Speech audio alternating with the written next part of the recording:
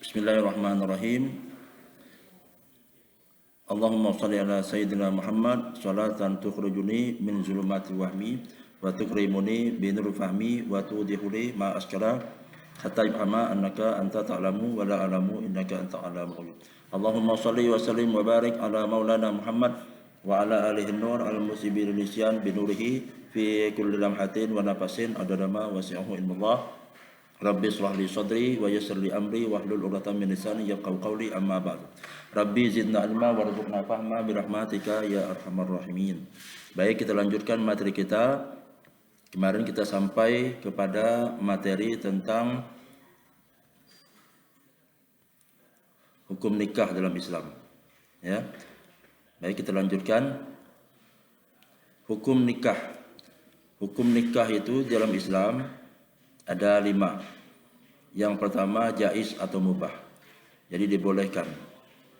Inilah yang menjadi dasar hukum nikah. Jadi nikah itu hukumnya boleh. Yang kedua, hukum nikah itu wajib. Jadi wajib asalkan syaratnya dia telah mampu, sanggup menikah, dan bila dia tidak menikah, dia khawatirkan dia akan terjerumus kepada perkara yang dilarang oleh agama. Jadi dia wajib. Kalau dia mampu, dia sudah mampu, dan dia bila dia tidak menikah, dia khawatirkan dia akan melakukan perbuatan maksiat, perbuatan dosa, maka dia wajib hukumnya untuk menikah. Yang ketiga, hukum nikah itu sunat. Artinya jika khawatir terjerumus dalam perbuatan maksiat, perbuatan zina, tapi dia masih sanggup untuk mengendalikan hasratnya, maka dia hukumnya sunnah bagi orang yang demikian. Yang ketiga, hukum nikah itu makruh, yaitu apabila ada orang yang melakukan pernikahan dan telah memiliki keinginan yang kuat atau hasrat, tetapi ia belum mampu untuk memberi nafkah, baik nafkah batin ataupun nafkah zahir. Jadi orang tersebut makruh hukumnya untuk menikah. Yang ketiga, haram. Jadi nikah ada hukumnya haram bagi orang yang melakukan pernikahan tetapi mempunyai niat yang buruk. Misalnya niat ingin menyakiti perempuan tersebut, ingin menyengsarakannya, atau dia niat menikah untuk menceraikannya. Hukumnya orang yang demikian bisa menjadi haram hukumnya apabila dia menikah. Ada pun tujuan daripada menikah itu, tujuannya secara umum adalah untuk memenuhi hajat manusia baik pria dan wanita dalam rangka mewujudkan rumah tangga yang bahagia sesuai dengan ketentuan agama Islam. Secara umum tujuan menikah itu di dalam Islam sebagai berikut. Pertama, untuk memperoleh ketenangan, kebahagiaan. Jadi orang yang menikah itu tujuannya supaya dia mendapatkan kebahagiaan, ketenangan hidup.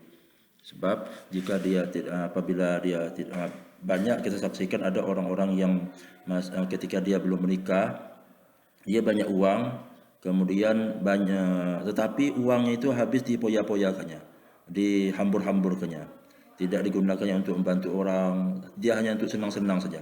Tapi setelah dia menikah, akhirnya dia mendapat ketenangan batin. Itu tujuan untuk orang yang menikah tersebut.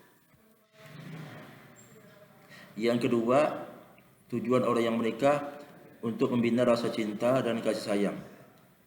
Kadang-kadang kita perhatikan ada orang yang menikah, tidak masuk akal, kayak aneh.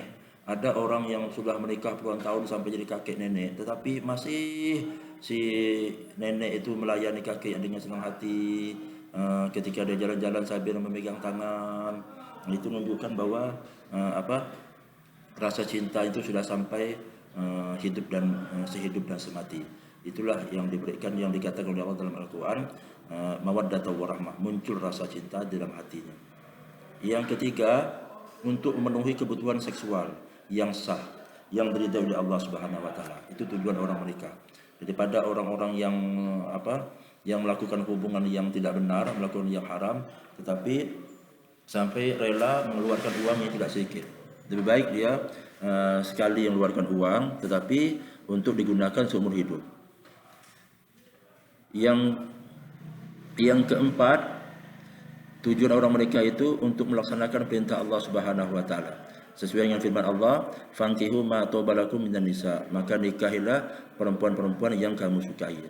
Yang kelima, tujuan orang yang menikah itu untuk memenuhi mengikuti sunnah Rasul sallallahu alaihi wasallam. An-nikahu sunnati faman raghiba an sunnati falaysa minni. Nikah itu adalah sunnahku, kata Nabi. Barang siapa yang benci dengan sunnahku, maka dia bukan golonganku. Yang ke yang keenam, tujuannya orang yang menikah itu untuk memperoleh keturunan yang sah. Allah Subhanahu wa taala berfirman, al-malu wal banuna zinatul hayati dunia. Sesungguhnya harta dan anak merupakan perhiasan dalam kehidupan dunia ini. Jadi banyak orang yang berumah tangga tetapi dia belum mendapatkan kebahagiaan karena mereka belum memiliki keturunan.